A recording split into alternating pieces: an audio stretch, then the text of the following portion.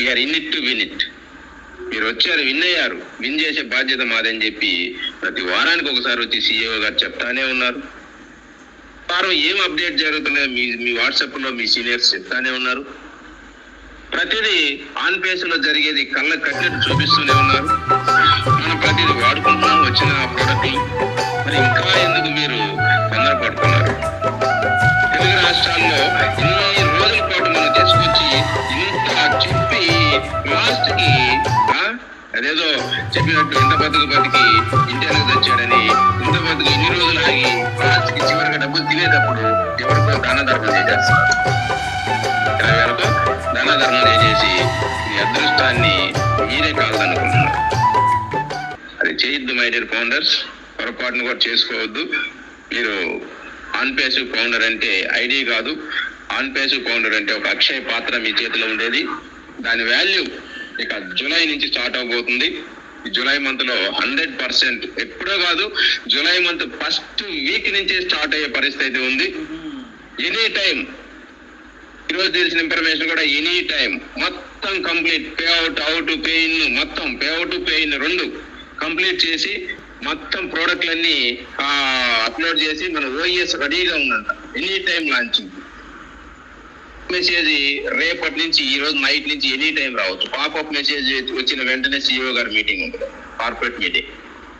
Message వచ్చిందంటే CEO corporate meeting ఉంటుంది, plus corporate meeting పెట్టి ఓఎస్ రిలీజ్ చేయబోతున్నారు. ఆ ఓఎస్ వచ్చే ముందుగా పేవర్స్ రిలీజ్ అవుతాయి. ఈ రోజు పాపప్ వచ్చిందంటే ఈ రోజే పేవర్స్ రిలీజ్ అవుతాయి. మన పెండింగ్ పేఅవుట్లన్నీ రిలీజ్ కాబోతున్నాయి. 1 or 2 days లో మొత్తం ఇచ్చేస్తాడు. ప్లస్ వెంటనే వెరిఫై వదులుతున్నాడు.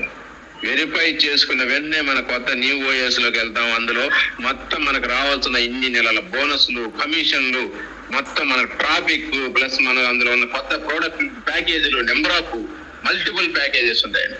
సింగిల్ ప్రోడక్ట్ కొనుక్కోవచ్చు, డబుల్ ప్రోడక్ట్ ఉంటుంది, ట్రిపుల్ ప్రోడక్ట్ ఉంటుంది, టోటల్ అన్ని కలిపి మల్టిపుల్ ప్యాకేజీ, ఒకటి బల్క్ ప్యాకేజ్ ఉంటుంది. ఏది నచ్చితే అది తీసుకోవచ్చు. ఏది నచ్చితే ఆ ప్రోడక్ట్ తీసుకొని మనం ఎంటర్ అవ్వచ్చు.